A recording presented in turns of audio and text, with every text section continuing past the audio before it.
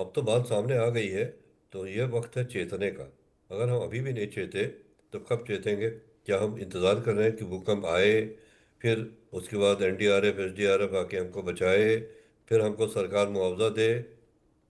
कितनी जानें चली जाएंगी, सोचने की बात है। तो इस वक्त बहुत सख्त ज़रूरत है। जितनी भी हाई राइज इमारतें हैं जो बन गई हैं, उनको तोड़ा तो नहीं जा सकता मेरी समझ से, लेकिन कम से कम उनका आकलन तो किया जाना चाहिए कि ये कितना कितने शक्ति का भूकंप झेल सकती हैं।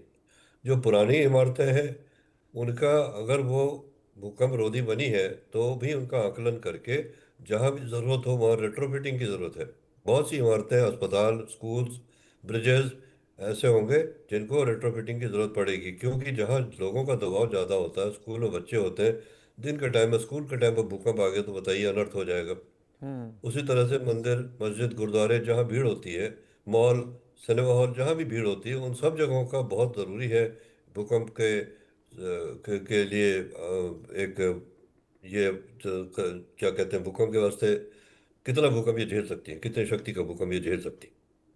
तो ये सब बातें हैं। और ये जो नया आया है भूकंप का मानचित्र, अब ये तो मजबूर करता है सबको सोचने के लिए। इसमें सरकार को भी चाहिए, जो भवन निर्माण में जो लोग लगे हैं उनको भी चाहिए, कम से कम अपने अपने भवनों की तो सुरक्षा का इंतजाम कर दें। जो निर्माण निर्माण जो उनके भवन निर्मित हो, निर्माण में है इस समय, वहाँ कम से कम पूरा इंतजाम कर लें, देख लें कि उनकी क्या सही बने हैं कि नहीं बने हैं। तो ये सब सोचने की बातें हैं। इस पर एक्शन होना ज़रूरी है, बहुत ज़रूरी है। वाकई।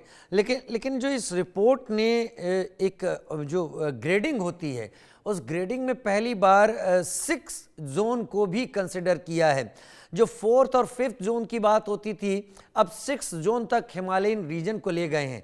इससे हम जी। समझें क्या, ये छठा जोन देखिए कितना खतरनाक देखिए भूकंप ला ठीक सकता है, है? ऐसा है। ये ग्रेडिंग तो हर समय डेटा कलेक्ट होता रहता है भूकंप का। कई सेंटर बन गए हैं भूकंप के, पहले नहीं थे इतने सेंटर, अब बहुत जगह डेटा कलेक्ट होता है। वो हर समय राउंड द क्लॉक 24 घंटे कलेक्ट होता रहता है। उस डेटा की जब एनालिसिस की जाती है, तब पता पता चलता है कि जो जोन 5 में जिस एरिया को रखा था, वो अब जोन 5 से कहीं अधिक खतरनाक हो गया है, जोन 6 में चला गया है। यानी कि जहाँ भूकंप का खतरा एक था, वहाँ भूकंप का खतरा अब 10 हो गया, यूँ समझिए, बहुत ज़्यादा हो गया है। तो ऐसे में तो अब खतरा तो है, लेकिन खतरा है कहने से तो खतरा टल नहीं जाएगा ना। तो ये देखना है कि हमारी इमारतें कितनी सुरक्षित हैं, कितनी नहीं सुरक्षित हैं, और भूकंप की स्थिति में हम क्या कर सकते हैं, बचाव कैसे कर सकते हैं। क्या हमारे पास लोगों को इवैक्यूएट करने के लिए उपाय हैं? क्या ऐसी सड़कें हैं जहां भारी मशीनरी जा सके लोगों को इवैक्यूएट करने के लिए? क्या हमारे पास ऐसे ब्रिजेस हैं जिन पर, जो कि भूकंप से बचे रहेंगे? दूसरे हिमालय क्षेत्र में एक और बड़ी समस्या है। वहाँ पर भूकंप आने से लैंडस्लाइड आ जाते हैं, और जब लैंडस्लाइड हो जाते हैं तो वो अलग, मतलब दोहरी मार हो जाती है। फिर अगर कहीं लैंडस्लाइड नदी के ऊपर आ गया तो नदी ब्लॉक हो गई, झील बन गई, और जब वो झील फटती है तो बाढ़ का खतरा। तो ये एक एक ही खतरा नहीं है केवल। आप सोचिए कि जोन 6 कह देने से ऐसा नहीं कि 6 है बात खत्म हो गई। ये तो मल्टीपल खतरे हैं, एक से एक जुड़े हुए आपस में हैं।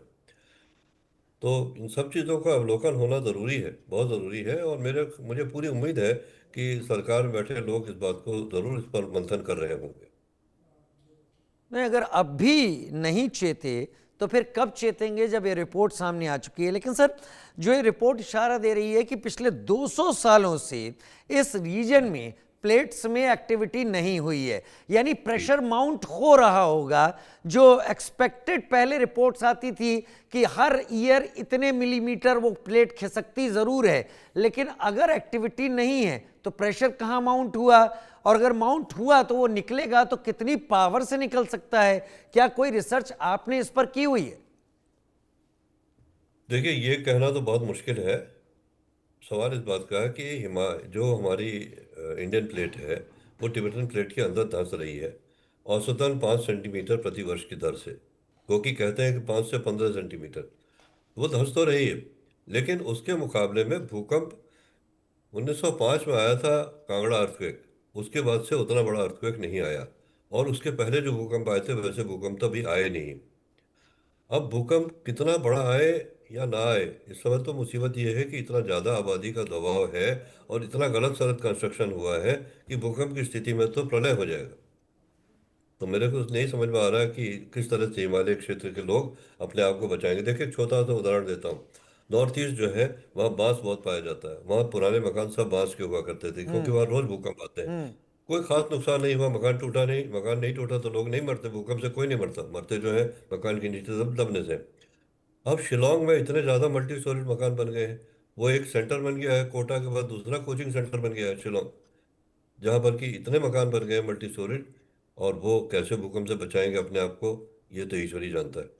उसी तरह से जो हमारे पहाड़ी मतलब उत्तराखंड के इलाके हैं या हिमाचल के इलाके हैं, जहाँ की टूरिस्ट बहुत जाते हैं, जहाँ की तीर्थ यात्री बहुत जाते हैं, दबाव आबादी का बहुत कई गुना ज़्यादा हो गया पहले से। वहाँ हजारों मकान बन गए हैं। कैसे वो मकान रुकेंगे ऐसे भूकंप की स्थिति में, ये तो भगवान ही जानता है। लेकिन भगवान जानता हो, हम तो ये जानते हैं कि ये रिपोर्ट क्या कह रही है। इस रिपोर्ट के मुताबिक क्या किए जाने की अब जरूरत सबसे ज्यादा है। हमें पता चल गया है कि स्ट्रेस है, हमें पता चल गया है डेवलप हो सकता है, हमें यह भी पता है कि हमारी मेजॉरिटी जो पॉपुलेशन है वो ऐसे खतरनाक जोन में ही रह रही है, और वो पॉपुलेशन दुनिया की सबसे बड़ी पॉपुलेशन है। तो अब करना क्या चाहिए doctor Vijay Kumar, former director ji. Geological Survey of India, आपको क्या लगता है क्या स्टेप्स करना होने ये है चाहिए? करना ये है कि जितनी भी multi storeyed high rise buildings बनी है ऐसे क्षेत्रों में, सबका स्ट्रक्चरल एनालिसिस होना चाहिए। सबका आकलन किया जाना चाहिए कि क्या ये भूकंप रोधी है कि नहीं है, और भूकंप रोधी है तो कितना कंपन ये झेल सकती है। वो सबका आकलन होना ज़रूरी है। और जो बिल्डिंग कमज़ोर है, ख़तरनाक है, वहाँ के लोगों को वार्निंग दी जाए।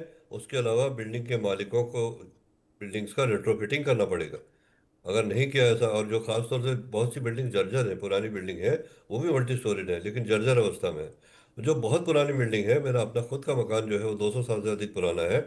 वहाँ कई भूकंप उसने झेले हैं, कभी कुछ नहीं हुआ, क्योंकि वो बना स्ट्रक्चर, उसका आर्किटेक्चर ऐसा है कि भूकंप से उसको आसानी से असर नहीं पड़ेगा। हम्म।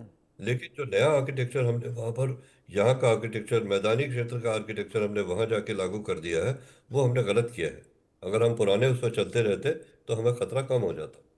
वाकई जगह, परिस्थिति, काल, ये कई चीजें तय करती हैं कि आर्कियोलॉजी या फिर जो मकान का निर्माण का जो तकनीक है वो किस तरीके से होनी चाहिए। कहीं बहुत उसको हमने लांघा है और इसीलिए आज शायद बहुत परेशानी हुई है। डॉक्टर विजय कुमार जोशी, बहुत धन्यवाद समय निकालने के लिए, हमारे साथ जुड़ने के लिए, इस खास मुद्दे पर चर्चा करने के लिए। एक छोटे से ब्रेक की तरफ आगे बढ़ रहे हैं, जल्द हाजिर होते हैं।